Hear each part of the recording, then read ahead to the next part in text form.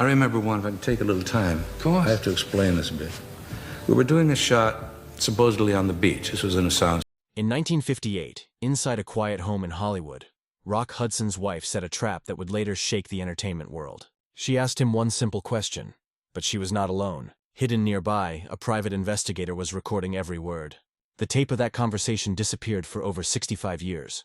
When it finally surfaced, it revealed a secret so personal that it could have ended Hudson's entire career. On that recording, Rock Hudson admitted something that Hollywood had tried to hide for decades: the truth about his real self, his sham marriage, and the fear he lived with every single day. This was the truth that powerful people in the film industry had worked tirelessly to bury. It was more than a scandal. It was a reflection of how cruel the world could be to someone who dared to be different. The story of that tape opens a window into the secret life of one of Hollywood's most beloved stars, a man whose charm, looks, and talent made him a legend, but whose personal life was marked by sadness, secrecy, and sacrifice. What happened that night in 1958 would reveal more than just a personal secret. It would expose the dark side of Hollywood itself. Rock Hudson wasn't born a star. He entered the world as Roy Harold Scherer Jr. on November 17, 1925, in Winnetka, Illinois, far from the flashing lights of Los Angeles. His childhood was tough. His father lost his job during the Great Depression and left the family when Roy was still a little boy. His mother later remarried a strict man named Wallace Fitzgerald, who ruled the house with military discipline. Roy didn't get along with his new stepfather, but he had no choice but to follow his rules. Fitzgerald even changed his last name to his own, taking away Roy's identity in the process. This created deep emotional pain in the boy. He felt lost, unwanted, and powerless. Growing up in such a controlled and unhappy environment made him long for freedom, and the dream of becoming an actor became that escape. But even that dream seemed impossible at first. Roy had trouble remembering lines in school plays, and he failed to impress anyone during auditions. Most people thought he didn't have what it took. Yet, his striking looks, tall figure, and determination wouldn't let him give up. Even when others laughed at his ambitions, he refused to stop believing that he could make it to the big screen. After serving in the U.S. Navy during World War II, Roy returned home determined to chase his dream. He moved to Los Angeles in 1946, took odd jobs, including driving trucks, and spent his free time standing outside studio gates with his photographs, hoping someone would notice him. His big break came when a famous Hollywood agent named Henry Wilson discovered him. Wilson was known for creating stars out of unknown faces, and he decided to turn Roy into his next big project. The first thing he did was change his name. He created the powerful name Rock Hudson, rock symbolizing strength and Hudson taken from the mighty river. The transformation didn't stop there. Acting lessons, voice training, dental work, and posture corrections followed. Rock didn't like how fake it felt, but he knew it was his only way into Hollywood. In 1948, he got his first small role, and even though he struggled to deliver a single line, his persistence paid off. Slowly, he improved. Universal Pictures bought his contract and started grooming him for stardom. Between 1948 and 1954, he appeared in dozens of films, growing more confident with each one. His big break came with Magnificent Obsession in 1954, a dramatic story that turned him into a major Hollywood name. From then on, Rock Hudson became one of the most popular leading men in America. By the mid-1950s, Rock Hudson's fame was enormous, but with fame came risk. Hollywood was ruthless toward anyone who didn't fit the public image of a perfect man. Rumors about Hudson's private life had started spreading. To protect his career, his agent Henry Wilson arranged a marriage, not for love, but for image. In 1955, Hudson married Wilson's secretary, Phyllis Gates. To the public, they looked like a happy couple. Behind closed doors, it was very different. Their relationship was cold and filled with mistrust. By 1958, Gates filed for divorce, accusing him of cruelty. But before that, she did something shocking. She worked with a private investigator, Fred O'Tash, to secretly record a conversation with Hudson. During the talk, she confronted him with personal and painful questions, even about his attraction to men. Hudson, under pressure, gave answers that revealed more than he wanted to. Those words, recorded without his knowledge, could have destroyed him if made public at that time. The 1950s were cruel to people who were different. Even a rumor could end a career, let alone a confession caught on tape. For decades, that recording remained hidden. Only after O'Tash's death in the 1990s did it resurface, showing the painful reality Rock Hudson lived with. A man forced to hide who he was to survive in a judgmental world. Despite his personal struggles, Rock Hudson continued to rise professionally. His movies from the 1950s and 60s were huge successes. Films like All That Heaven Allows and Written on the Wind made him a romantic icon, loved by millions. But his most famous performance came in Giant, 1956, alongside Elizabeth Taylor and James Dean. That movie earned him an Academy Award nomination and made him one of the top stars in the world. Fans adored his charm and screen presence, and Hollywood couldn't get enough of him. He went on to make romantic comedies like Pillow Talk with Doris Day, which became a box office hit and created one of the most loved on-screen duos in film history. People saw Rock Hudson as the perfect man, tall, handsome, funny, and kind. But behind the fame, he lived in fear of exposure.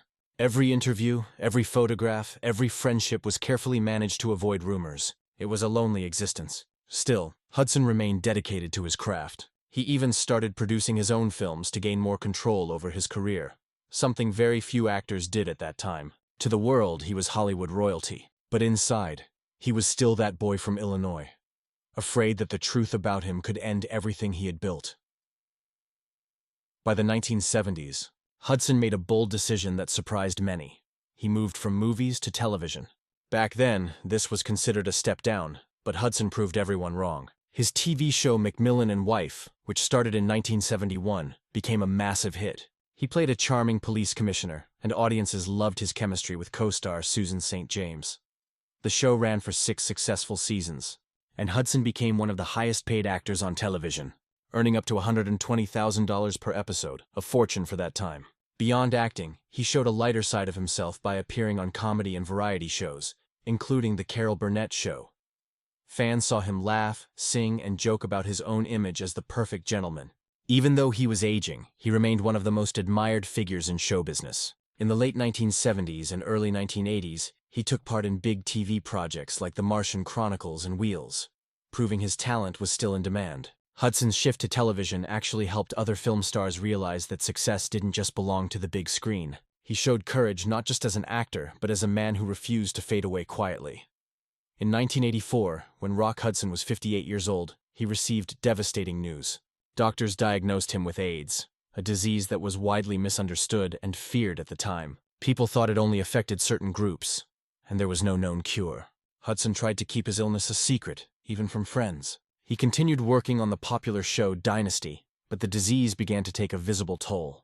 In one scene, he had to kiss actress Linda Evans, and although he knew AIDS couldn't spread through such contact, he was terrified of putting her at risk. He later said that filming that scene was the worst moment of his life. When his diagnosis eventually became public in 1985, the world was shocked. Rock Hudson was the first major Hollywood star to admit he had AIDS. His confession forced the media and public to confront a disease they had long ignored. Many people who once treated AIDS patients with fear and shame suddenly saw the human side of the crisis. Hudson's bravery brought awareness to a problem that desperately needed attention. His openness changed how people viewed the illness and helped inspire new funding and compassion for those suffering from it.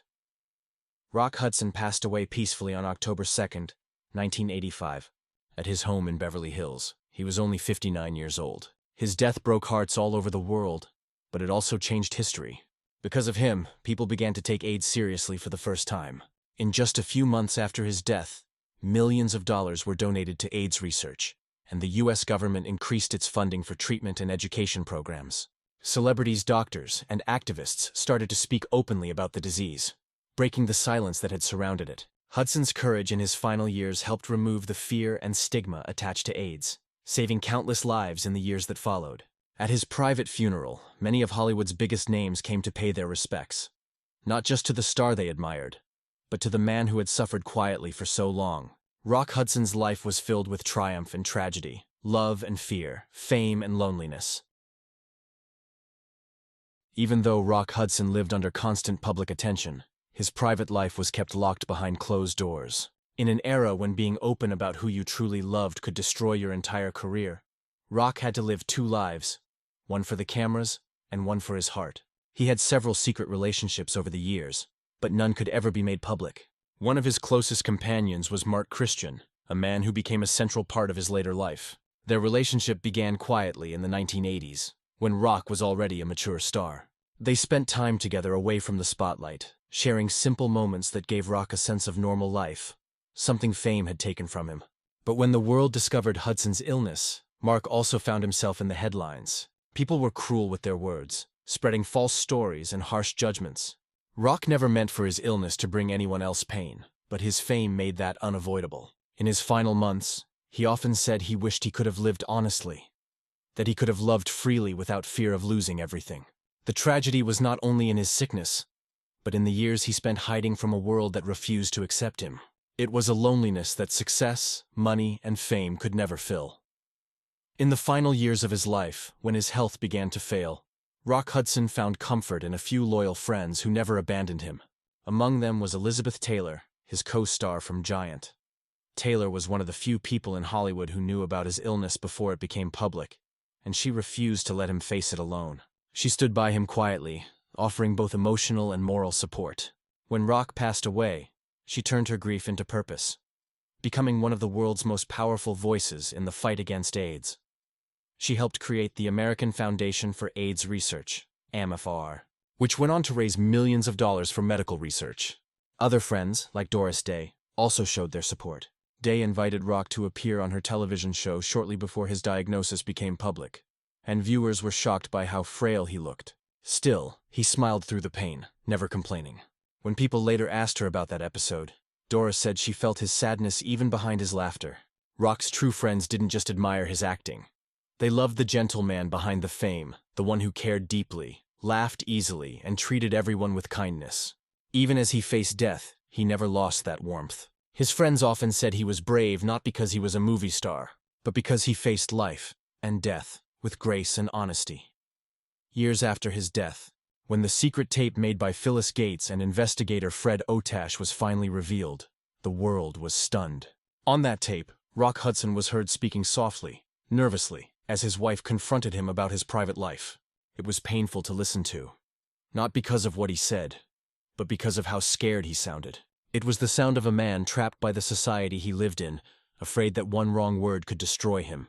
The conversation proved what many had suspected for decades, but it also showed the cruelty of the Hollywood system that forced him to hide. Phyllis claimed she made the recording to understand her husband better, but others believed she was pressured by the industry to protect his image. Either way, that tape became a symbol of how deeply fear and secrecy were built into Hollywood's golden age. For Rock, love had become something dangerous.